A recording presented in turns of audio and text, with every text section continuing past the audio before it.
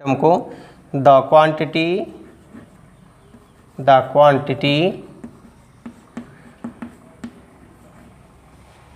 Quantity of motion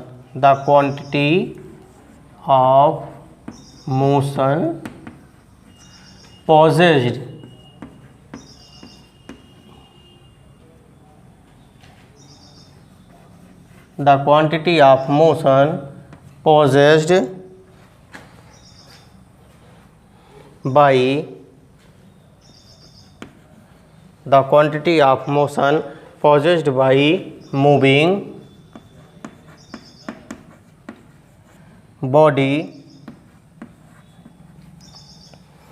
by moving body is known as momentum.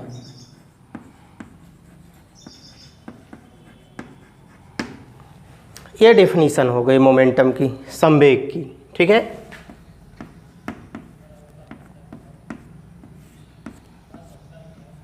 अगर बात करें संवेग की तो मोमेंटम है क्या, तो मोमेंटम की डेफिनीशन हम लोग इस तरीके से कर सकते हैं, the quantity of motion possessed by the moving body is known as momentum. या फिर अदर वे में इसे हम लोग डिफाइन करें तो इसको जो है अदर वे में डिफाइन कर सकते हैं, momentum is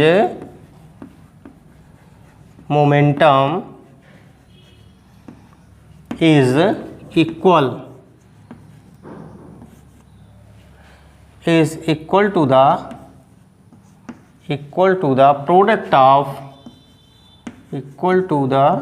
products of mass and velocity।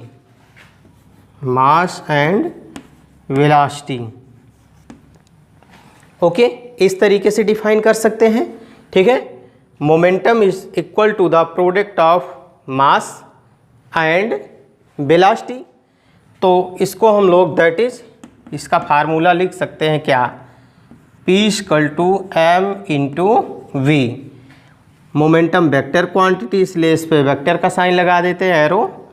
Velocity भी क्या है, वेक्टर क्वांटिटी है, इसलिए इस पे भी एरो का साइन लगा देते हैं। ठीक है, अब ये फार्मूला क्या आ गया, P equal to m into v, where P क्या है, momentum, where P equal to momentum, m equal to mass, और v क्या है, velocity, v equal to velocity.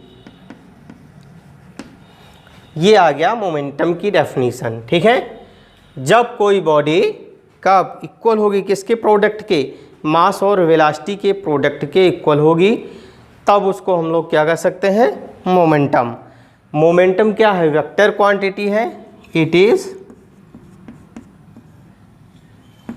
Is vector quantity.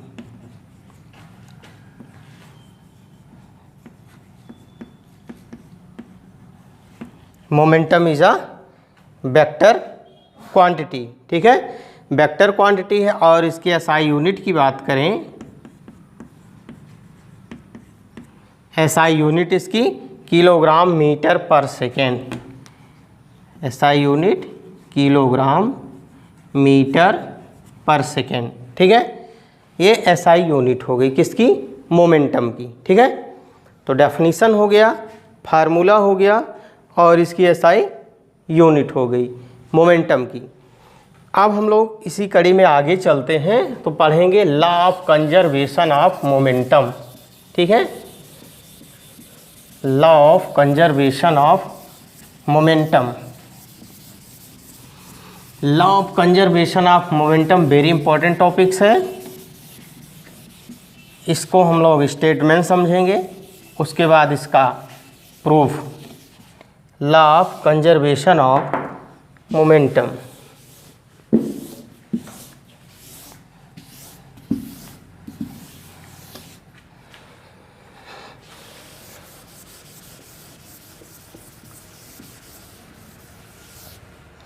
Law of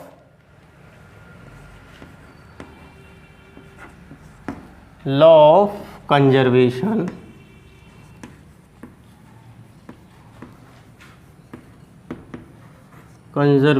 of momentum.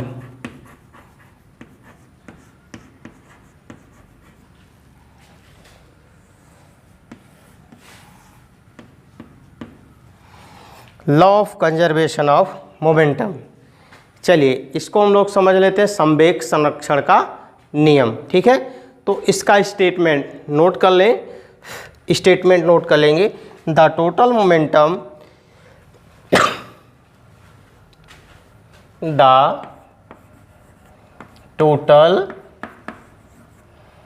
Momentum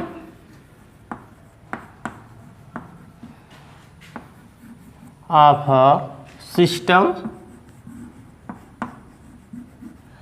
the total momentum of a system remains constant,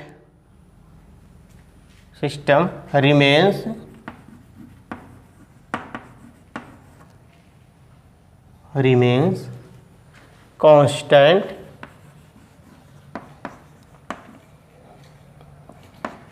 if no net external unbalanced force, if no net external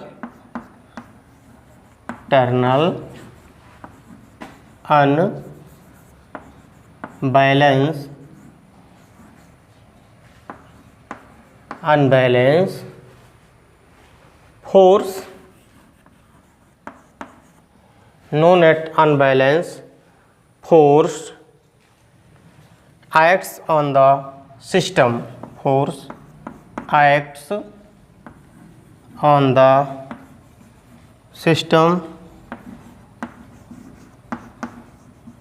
okay, that is क्या हो जाएगा, P equal to constant, that is P equal to constant कब, when F equal to 0, ठीक ना, when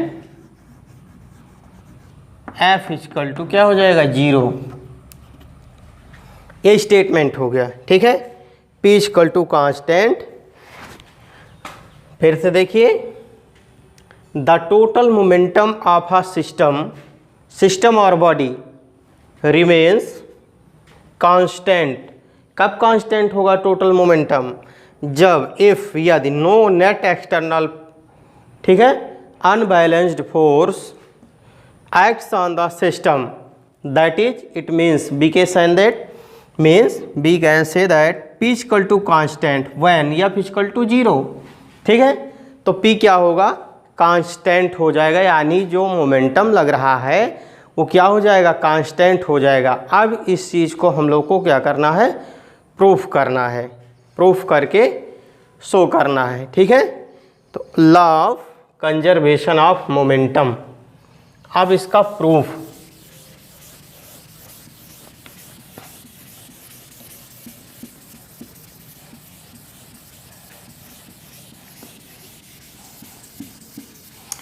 देखेंगे। चलिए consider कर लेते हैं इसका प्रूफ।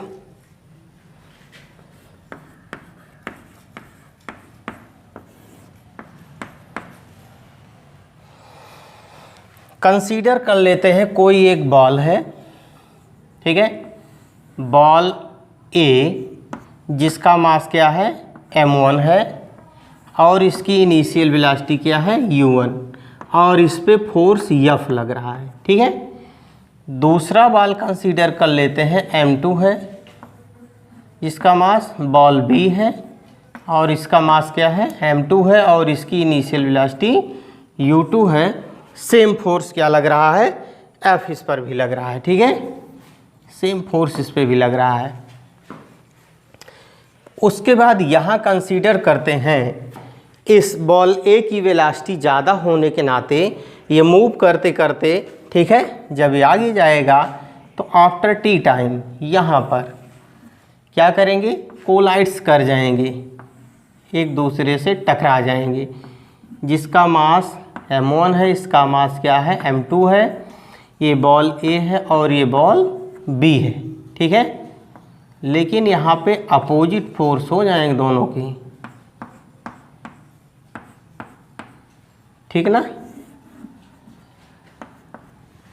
उसके बाद फिर यहाँ पे यही बॉल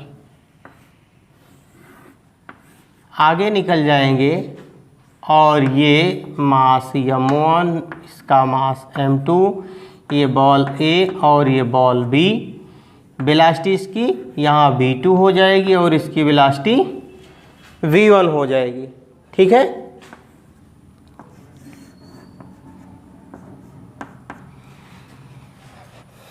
तो यहाँ पे ध्यान दीजिए, ये बिफोर कोलिजन होगा, बिफोर कोलिजन, और ये क्या होगा ड्यूरिंग कोलिजन, ड्यूरिंग कोलिजन, और ये क्या होगा आफ्टर कोलिजन,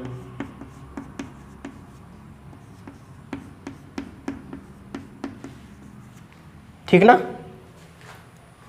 अब इसमें करना क्या है, ध्यान दीजिए, हम लोग को करना ये है proof, law of conservation of momentum, इसका प्रूफ कर रहे हैं, ध्यान दीजिए। चलिए कंसीडर कर लेते हैं, let us consider we have two ball, ball A and ball B। Ball A has mass m1 and initial velocity u1, okay. After t time, after t time ball A moves at the reach point B, another ball moves with velocity, initial velocity u2, okay.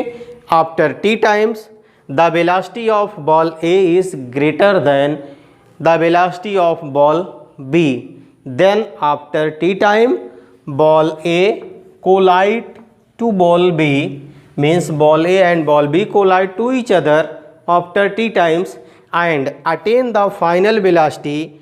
Ball A is v1 and ball B has v2 velocity, ठीक है। इसका मतलब ये हुआ कि ball A move कर रहा है बॉल B के वेलोसिटी से तेज, जो बॉल A का वेग है वो बॉल B के वेग से ज़्यादा है, और ज़्यादा होने के नाते कहीं न कहीं ये जाएगा और t समय के बाद, कुछ समय के बाद वेलोसिटी यानी वेग ज़्यादा होने के नाते क्या करेगा, ये टक्कर मार देगा किसको, इस B वाले को। A जा कर के B वाले को टकरा जाएगा, टक्कर मार देगा, और जैसे टकराएगा तो जितना वेग से जा रहा होगा, ठीक है, जितने पावर से, जितना फोर्स इसका है, क्या करेगा दूसरे को दे देगा, और जैसे टकराएगा एक दूसरे से कोलैप्स कर जाएंगे, और जैसे कोलैप्स करेंगे तो ये आगे जा रहा होगा, इसका क्या होगा फोर्स पीछे लग जाएगा, निगेटिव हो जाएगा। टक्कर होने के बाद जैसे टकराता है तुरंत पीछे हो जाता है इनिशियली टाइम के लिए, ठीक है। तो वैसे ये क्या करेगा, टकराएगा B में और थोड़ी देर के लिए पीछे हो गया, फिर उसके बाद ये आगे जाने लगेगा। आगे जाने के बाद यहाँ वेलोसिटी फाइनल अटेन कर लेगा, बॉल A की वेलोसिटी हो जाएगी फाइनल वेलोसिटी v1 और बॉल B की फाइनल वेलोसिटी v2 हो जाएगी, ठीक है। ये फिगर ऑब्जेक्ट का सिस्टम का, ठीक है ना। अब इसमें करना क्या होगा, हम लोग को जानते ही हैं मोमेंटम के फार्मूले से, we know that the formula of momentum. अब यहाँ बॉल A के लिए इनिशियल मोमेंटम निकाल लेते हैं, ठीक है। इनिशियल मोमेंटम ऑफ, इनिशियल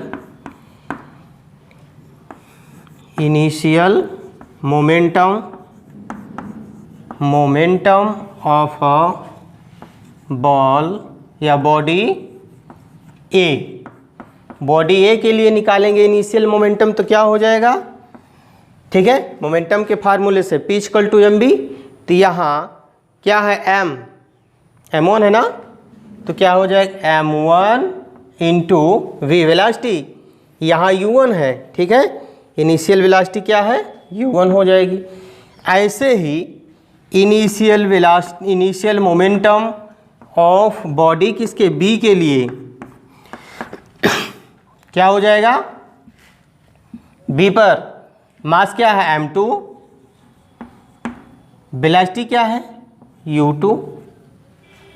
ठीक है, आप टोटल मोमेंटम निकाल लेते हैं। टोटल मोमेंटम बिफोर कोलिजन, यहाँ जब टक्कर नहीं हुआ इसके लिए निकाल रहे हैं, बिफोर कोलिजन। तो बिफोर कोलिजन पे क्या हो जाएगा, टोटल मोमेंटम, टोटल निकालेंगे तो ऐड हो जाएगा, अर्थात m1u1 प्लस m2u2 आया ना, इस तरीके से हो गया। ठीक है, अब सेम ऐसे ही प्रोसेस क्या करेंगे, बिफोर कोलिजन निकालें सेम, ऐसे सेम सारी प्रोसेस कब निकालेंगे, आफ्टर कोलिजन। तो आफ्टर कोलिजन निकालेंगे तो यहाँ क्या हो जाएगा, m1b1 हो जाएगा प्लस m2b2 हो जाएगा। कैसे हो जाएगा, ध्यान दीजिए, जब आफ्टर कोलिजन निकालेंगे तो यहाँ देखिए बॉडी ए के लिए मोमेंटम क्या हो जाएगा, यहाँ मास m1 है, वेलोसिटी क्या है v1 है, तो m1b1 हो जाएगा। बॉडी बी के लिए निकालेंगे तो m2v2 हो जाएगा, और जब टोटल कर देंगे तो m1b1 प्लस m2b2 हो जाएगा ना, क्यों। चलिए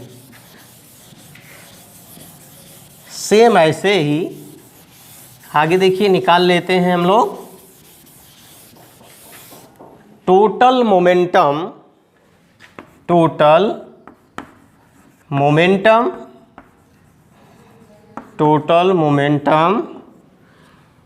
after collision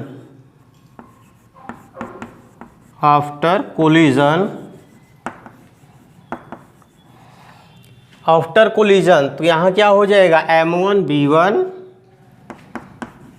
m1b1 plus m2b2। ये बात समझ में आई कि नहीं। चलिए देखिए, बॉडी ए के लिए निकालते हैं, है ना, फाइनल मोमेंटम बॉडी ए के लिए क्या हो जाएगा, फाइनल मोमेंटम m1b1, और बॉडी बी के लिए m2b2, तो दोनों को जोड़ देंगे तो m1b1 प्लस m2b2 हो जाएगा ना। तो वही सारी चीज़ यहाँ लिख दी गई है। ठीक है, अब देखिए अब करना क्या है, अब rate of change of momentum निकाल लेना है। ठीक है, rate of change of momentum body A के लिए और बॉडी बी के लिए। अब हम लोग को rate of change of momentum find करना है। The rate of this implies the rate of change of momentum on body A या बॉल ए। बॉडी ए के लिए क्या हो जाएगा, rate of change of momentum, तो क्या हो जाएगा बॉडी ए के लिए m1b1 माइनस, ठीक है, ध्यान दीजिए, m1b1 माइनस m1u1, ठीक ना, m1b1 minus m1u1 upon delta T हो जाएगा, डेल्टा टी ना। यहाँ पे रेस्ट पोजीशन पे है ऑब्जेक्ट, तो टाइम क्या है, टी है, टी इक्वल टू 0 है, और यहाँ मूव करके यहाँ पहुँच जाएगा तो टी इक्वल टू क्या हो जाएगा, टी। ठीक है, तो डेल्टा टी अगर निकाल लें rate of change of time तो क्या हो जाएगा, t minus 0 equal to t हो जाएगा ना। तो डेल्टा टी क्या है, टाइम में वेरिएशन। ठीक है, इतना आ गया। इसी तरीके से बी के लिए अगर हम लोग निकालें, बी के लिए निकालें rate of change of momentum, तो क्या हो जाएगा यहाँ पे m2b2 माइनस, ठीक है, m2u2 अपान डेल्टा टी हो जाएगा ना। ठीक है, बी के लिए हो गया। ए के लिए हो गया, बी के लिए हो गया। अब ध्यान दीजिए, चलिए यहाँ फिगर मिटा देते हैं, इतना हम मिटा दे रहे हैं फिगर। उसके बाद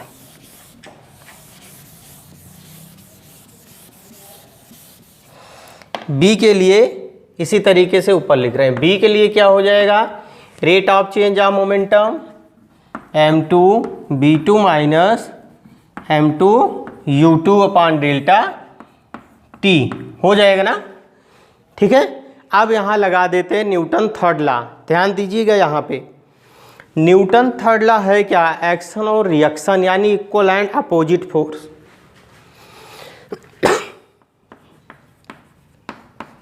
न्यूटन्स थर्ड लॉ अप्लाइंग, ठीक है।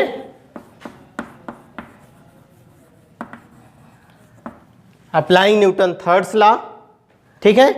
तो यहाँ पर देखिए ये एफ ए हो जाएगा, ये क्या हो जाएगा एफ ए, और ये क्या हो जाएगा एफ बी। तो यहाँ देखिए क्या निगेटिव में हो गया, ये इधर को जा रहा, अर्थात ये फोर्स इधर लग रहा है। तो A equal to minus B हो जाएगा, यहाँ पे F A equal to minus F B हो जाएगा, F A equal to minus F B हो जाएगा। अब यहाँ पे वैल्यू पुट कर देते हैं। एफ ए की वैल्यू यहाँ क्या है, m1 b1 minus m1 u1 upon delta t equal to minus m2 b2 minus m2 u2 upon delta t, ठीक है। अब देखिए दोनों में कॉमन क्या है, डेल्टा t कॉमन हो गया, डेल्टा t कॉमन हो गया। तो यहाँ से m1 b1 minus m1 u1 बराबर माइनस मल्टीप्लाई करेंगे m2 b2 plus m2 u2 हो गया, ये हो गया। अब और रीअरेंज कर लेते हैं, तो यहाँ हम लोग लिख सकते हैं m1 u1 प्लस, ठीक है, m1 u1 plus m2 u2 equal to m1 b1 plus m2 b2, ये आ गया, ठीक है।